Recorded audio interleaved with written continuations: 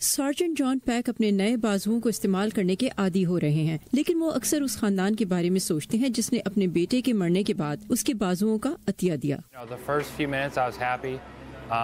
शुरू के कुछ लम्हे मैं खुश था, लेकिन फिर मैंने सोचना शुरू किया तो मेरे एहसासात बदलने लगे और मैं खुश होने से ज्यादा रंजीदा हो गया इस एहसास से कि किसी की मौत हुई थी। उस लम्हे मैंने खुद से हटकर उस शख्स के बारे में सोचना शुरू किया। ट्रांसप्लांट्स कोई नई चीज नहीं, बहुत से मरीज आज़ा की तब्दीली से मुस्तफीद होते हैं, लेकिन जॉन कहते हैं उनका केस मुख्तलिफ है। ऑर्गन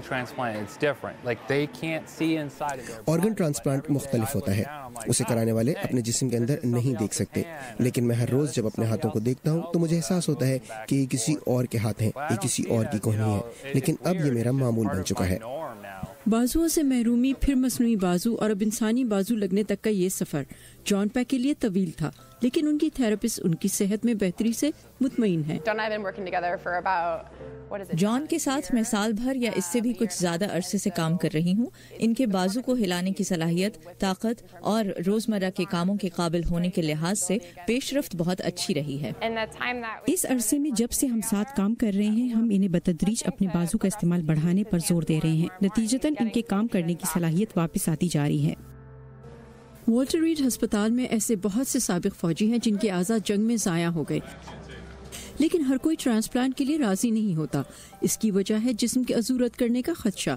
जॉन जैसे मरीजों को इससे पैदा होने वाली पेचीदगियों से बचने के लिए 25-30 गोलियां रोजाना खानी पड़ती हैं, लेकिन वो अपने फैसले से खुश हैं।